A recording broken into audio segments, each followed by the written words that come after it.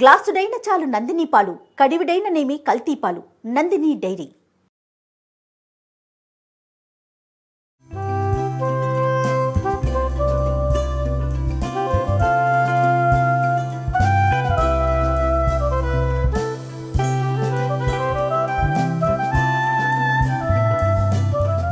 నమస్తే రమగారు. నమస్తే జయ. రమగారు, మనము రథసప్తమికి ఏం చేయాలి ఏంటి విధి విధానాలు మన ఇద్దరం మాట్లాడుకున్నాం. గత ఏడాది అనుకుంటాను టెర్రస్ మీద చేసాం ఉదయమే. ఇంకా సరే ఈ సంవత్సరం వీలు కుదరట్లేదు కాబట్టి ఒకసారి స్టూడియోలోనే రథసప్తమి అనగానే మనం పాలు పొంగించటం ఒకటి చేద్దాము అని అనిపించింది నాకు. ఆ పాలు పొంగించే కార్యక్రమాన్ని కూడా చూపించేద్దాము అనేసి కింద సంవత్సరం చక్కగా కుంపట్లో చక్కగా చేసుకున్నాం. మీకు అవకాశం ఉంటే చక్కగా కుంపట్లో ఓ 2-3 అయినా ఆవు పిడకలు అమెజాన్ లో కూడా దొరుకుతున్నాయి. వాటి కోసం ప్రయత్నించాలంతే. ఈ కాలంలో ఎలా దొరుకుతాయండి అలాంటివి ఏం చెప్పకుండా అన్నీ దొరుకుతాయి. చక్కగా ఏవైనా తెచ్చుకుని ఆవు పిడకల మీద నిదానంగా కాగిన ఆవు పాలతో చేసిన పాయసం చాలా శ్రేష్టం, మంచిది. అవకాశం ఉంటే అట్లా చేసుకోండి. లేకపోతే మా లాగానే చక్కగా స్టవ్ మీద టకటకా చేసేసి నివేదన చేయటమే. సూక్ష్మంలో మోక్షం అంతే. రెడీ రమ్మగారు. పాలు ఇవ్వన రమ్మగారు. పాలు పోసి పెట్టి పాలు పొంగేటప్పుడు మనం బియ్యం వేసుకోవాలి. ఇంత శ్రేష్టంగా చేస్తున్నాం కాబట్టి మనం ఉపయోగించే పాలు కూడా అంతే స్వచ్ఛంగా ఉన్నాయి అనుకోండి, ఎంత ఆనందంగా అనిపిస్తుంది. అందుకే కదా నందిని మిల్క్ అండి, ఆవు పాలు. బాగుంది. ఫుల్ క్రీమ్ మిల్క్ డైరెక్ట్ గా ఆవు పొదుగు నుంచి మన గడపకి. ఎక్కడా కూడా మనిషి చెయ్యంటూ తగలకుండా అంత జాగ్రత్తగా ఈ ప్యాకెట్లు తయారు చేస్తున్నారండి. సో స్వచ్ఛమైన పాలు, అందులో ఆవు పాలు.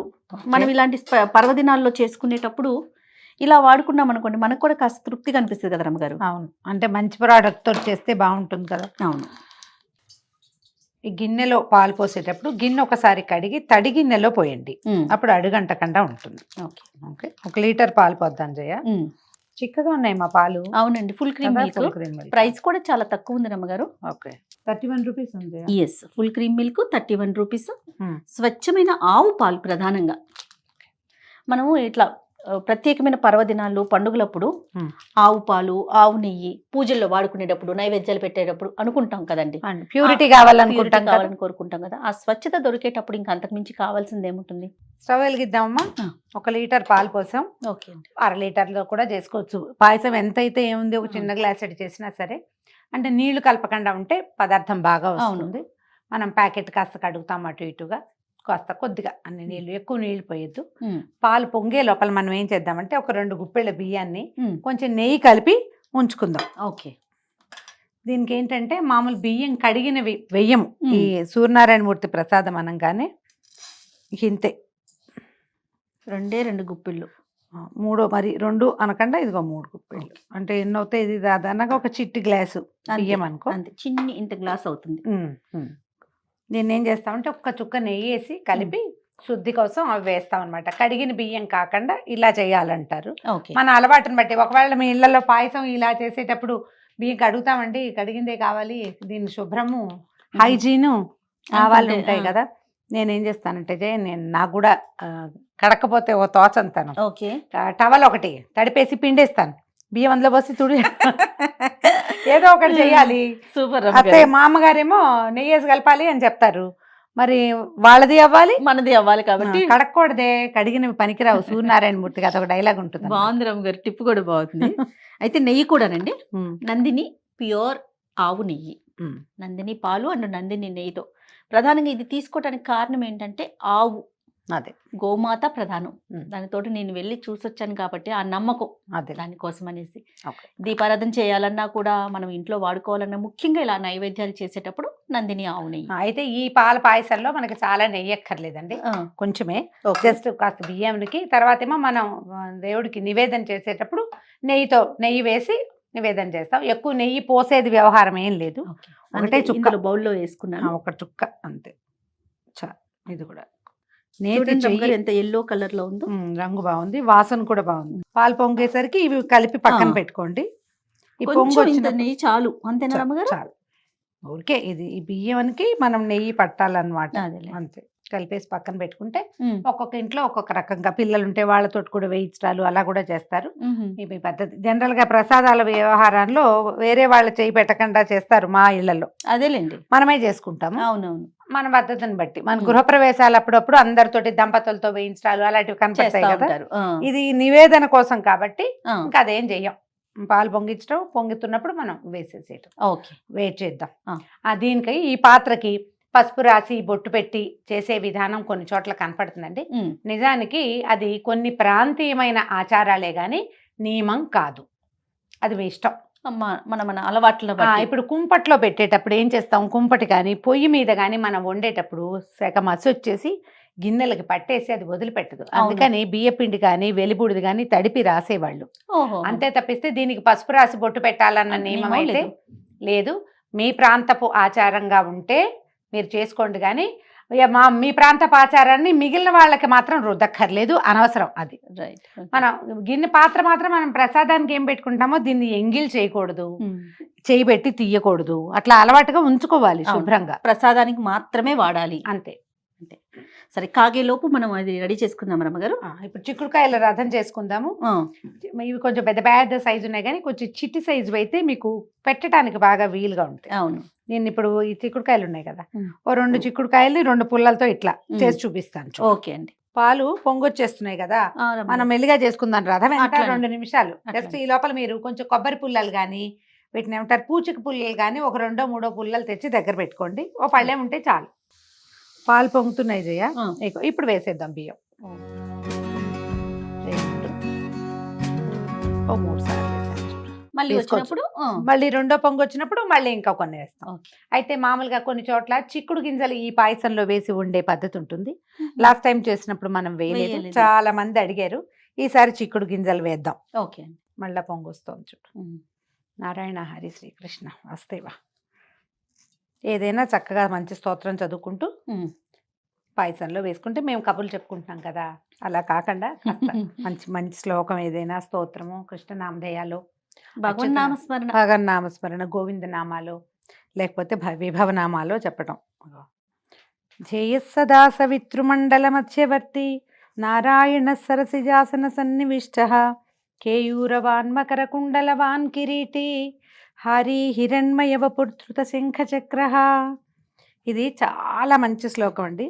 సూర్యనారాయణమూర్తి ప్రార్థనా శ్లోకాలలో ఉత్తమోత్తమైన శ్లోకాలలో ఇదొకటి. ఈ ధ్యేయ సదా సవితృమండల మధ్యవర్తి అంటే నిరంతరము సవితృమండలంలో అంటే ఈ సూర్యమండలంలో ఉండేటువంటి నారాయణమూర్తిని నేను నమస్కరిస్తాను అని. ఎప్పుడు ధ్యేయ సదా అంటారు, నిరంతరము సూర్యబింబాన్ని చూడటమే. సిమ్లో పెట్టేద్దాము. ఈ 2 గింజలు వేసేసి ఒక్కసారి చిన్న గరిటె పెట్టి కదిపితే లోపలికి వెళ్తాయి పాలు, నిదానంగా ఉడుకుతుంది. ఓకే.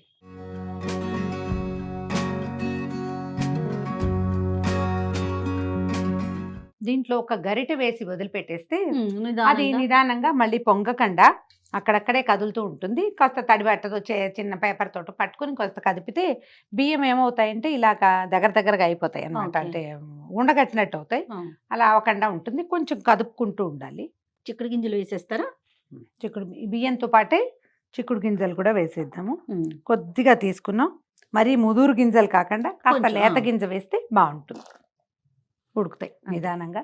మన పాయసంతో పాటు ప్రోటీన్ కూడా ఇస్తున్నాం సూర్యనారాయణమూర్తికి. ప్రాంతాచారమేనండి ఇది కూడా. నియమం ఖచ్చితంగా చేయవలసింది అని ఏం భావించకండి. ఇందులో మనం జీడిపప్పులు కిస్మిస్లు లాంటివి ఏం వేయము, అందుచేత ఇవి వేయటం అన్నమాట. ఉడుకుతాయి 2 కలిసి. ఈ లోపల మనం చిన్న చిక్కుడుకాయల రథం చేసుకుందాము. సమానమైన సైజులో ఉన్న కాయలు తీసుకోండి. ఇది కూడా ఏం బ్రహ్మ విద్య కాదు, అదేమిటో చాలా వ్యవహారం ఏం లేదు. ఒకే షేప్ లో ఉన్నవి. ఇప్పుడు ఇది వంపుగా ఉంది కదా, ఈ షేప్ లో ఉన్న వంపు తీసుకుంటే 4-5 కాయలు చూసామంటే మనకి సేమ్ షేప్ దొరికేస్తుంది, సరిపోతుంది. సైజు షేపు ఇంచుమించుగా. ఇది మరీ వంకరగా ఉంది. కొంచెం ముదురు గింజలు ఉన్న కాయ అయితే ఏంటంటే నిలబడుతుంది.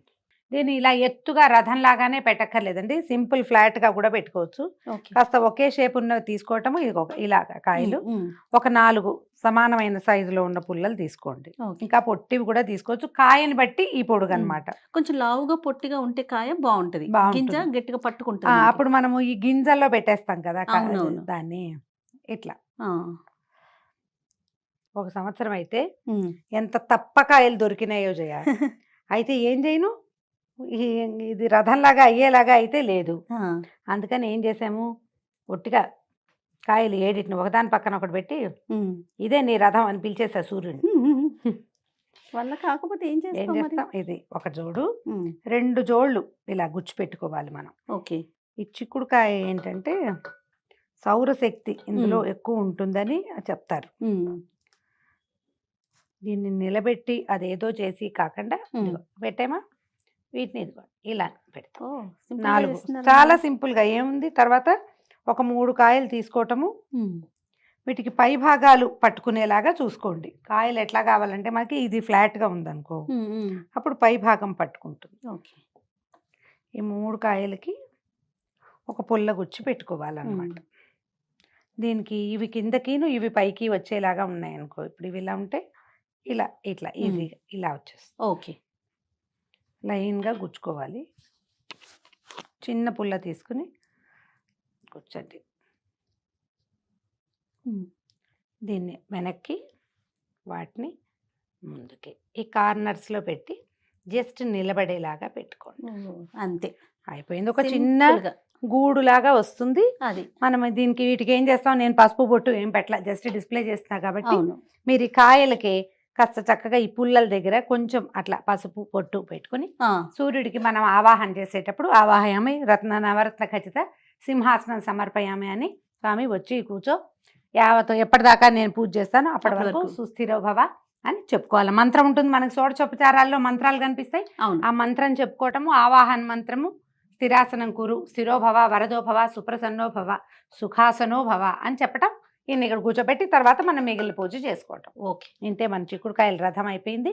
దీంతో మనం ఏం చేస్తాం, చిక్కుడు ఆకులు కనుక మనకి దొరికితే మనం ఏ పాత్రలో అయితే పాయసం పెడతామో అక్కడ చిక్కుడు ఆకులు పరిచి దాని మీద ప్రసాదాన్ని పెట్టుకోవాలి. చక్కటి మరి ఎర్రటి కాయలున్న చిక్కుడు ఆకులు దొరికినాయి మనకి, చూడండి ఎంత బాగున్నాయో. అవును, ఈ ఆకులు 2-3 ఆకులు ఇట్లా చిన్న విస్తర్లా కుట్టి కూడా వేసుకోవచ్చు. ఆకు బలంగా ఉండదు, పల్చటిది. కోసిన 1 గంట కల్లా వాడిపోతుంది. అప్పటికప్పుడు కోసి వేసుకోవాలన్నమాట మనకు అవకాశం ఉంటే. ఎందులో పెడతారు రమ్మగారు? మన పాయసం అవని ముందు అయ్యాక అప్పుడు పెడతాం. ఏదైనా ఒక పళ్ళెంలో చక్కగా పరవటము, పాయసం అందులో పెట్టేసుకోవటం. మామూలు పాయసాలకి మనం ఏం చేస్తాం, బెల్లం కరగబెట్టి పోసుకుంటున్నాం, ప్రతిసారి అలాగే చేస్తాం. కానీ దీనికి కరగబెట్టి పోసే ప్రక్రియ చేయకూడదు కూడా. బెల్లమే వేసుకోవాలి. కొంచెం శుభ్రమైంది ఆర్గానిక్ బెల్లము, ఏదైనా మంచి కంపెనీ, జాగ్రత్త వహించడం, దుమ్ము లేకుండా అందులో రాళ్ళు లేకుండా ఉండేలాగా సన్నగా తరిగి వేసుకుంటే క్షణాల్లో అయిపోతుంది పాయసం. ఎక్కువసేపు మరిగి అది విరిగిపోయి ఆ ప్రమాదం లేకుండా కూడా ఉంటుంది. ఇంకొంచెం దగ్గర పడాలి.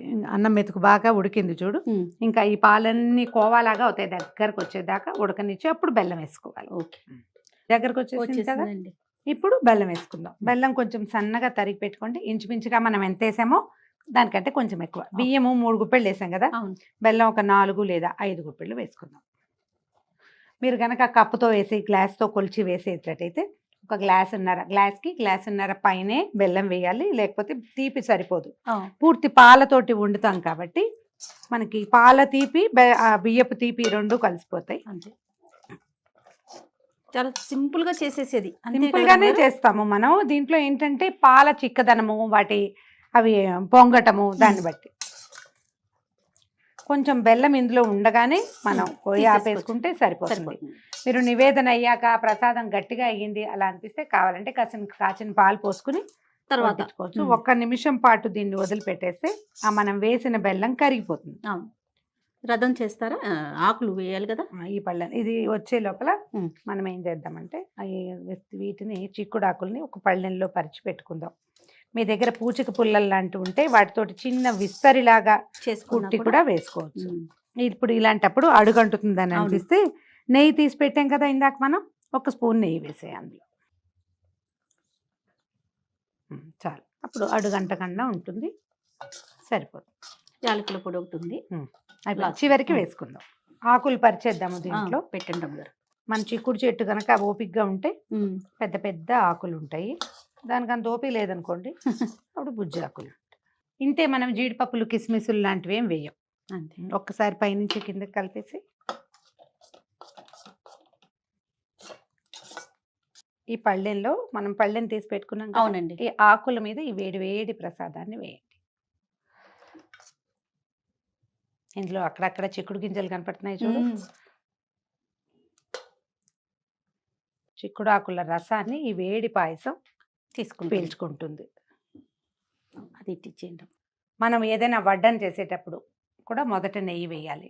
ప్రసాదం నివేదన చేసేటప్పుడు మీరు అన్నము ఏదైనా సరే వండిన పదార్థాన్ని నివేదన చేసేటప్పుడు ఖచ్చితంగా ఒక చుక్క నెయ్యి వేసి దేవుడికి పెట్టుకోవాలి. మనం ఎవరికైనా పెట్టేటప్పుడు కూడా అంతే. అనుకుంటే మన రథసప్తమి పాయసం తయారుగా ఉంది. ఇవాళ పాలు బాగున్నాయి, బెల్లం బాగుంది, విరక్కండ చక్కగా ముచ్చటగా వచ్చింది. ఎవరెవరి అవకాశాన్ని బట్టి వాళ్ళు ఇత్తడి గిన్నెలోనో లేకపోతే మీరు ఈజీగా కుక్కర్లో చేసుకోవచ్చు. కుక్కర్ కూడా కొంచెం మందంగా ఉంటుంది కాబట్టి బాగా నిదానంగా అవుతుంది. స్టీల్ పాత్రలు పెడితే మాత్రం ముందే అడుగంటిపోతుంది. ప్యూర్తిగా పాలు పెట్టడం వల్ల అడుగంటిపోయిందని అనకూడదు. పాత్ర మందంగా లేదు కాబట్టి అడుగంటిందని అర్థం చేసుకోవాలి అంతే. మనం నేనైతే మాత్రం కుక్కర్ గిన్నె కూడా చెప్పండి అమ్మగారు, చక్కగా కనీసం ప్రసాదం వరకు ఒక ఇత్తడి గిన్నె ఉండాలిగా, ఉంచుకోండి, కనీసం అంతవరకు ప్రయత్నం చేసుకోండి. ఇంత బుజ్జి గిన్నెల దగ్గర నుంచి అవును, కొంచెం వండుకోండి మన అవకాశాన్ని బట్టి. ఇలాంటిది ఒకటి పెట్టుకుంటే మనం ప్రసాదాలు, పాయసాలు, చక్కెర పొంగలి, వెన్ పొంగలి వాటికి ఏం చేసినా భగవంతునికి ఏది నైవేద్యంగా మనం చేసుకున్నా ఇంట్లో ఇది పెట్టి వండుకోవచ్చు కదా. అది చక్కగా చూడు ఎంత పర్ఫెక్ట్ గా వచ్చిందో. చాలా బాగా వచ్చింది, చూడడానికి ఎంతో ముచ్చటగా ఉంది. ఇలా రథం చేసుకోండి. మీకు ఇంకా కాంప్లికేటెడ్ రథం చేయటం వస్తే చక్కగా చేసుకోండి. ఇదైతే చూడండి మనం 7 చిక్కుడుకాయలు పెట్టాము. దీని మీదకి సూర్యుడిని ఆవాహన చేయటం, నివేదన చేసి నమస్కారం చేసుకోవటం. కొబ్బరికాయ కొట్టచ్చు, పెసరపప్పు తర్వాత పానకం పెట్టుకోవచ్చు, అరటిపళ్ళు పెట్టచ్చు. ఏమీ లేవు, పాయసం ఒకటి చేసి పెట్టండి. 4 మాఘాదివారాలు, రథసప్తమి 5 రోజులు మనం ఇలాగే నివేదన చేసి పెట్టుకోవాలి. స్వామివారికి సమర్పించటం, సూర్య భగవానుడికి ఒక నమస్కారం చేసుకోవటం. ఇందాక నేను ఒక శ్లోకం చెప్పాను కదా, వీలైతే ఒక డిస్క్రిప్షన్లో పెట్టిస్తాను. ఆ ఒక్క శ్లోకాన్ని మీరు నెంబర్ ఆఫ్ టైమ్స్ చదువుకున్నా కూడా మంచిదే. రైట్ రామ్ గారు, థ్యాంక్ యూ అండి. ఓకే, చేస్తే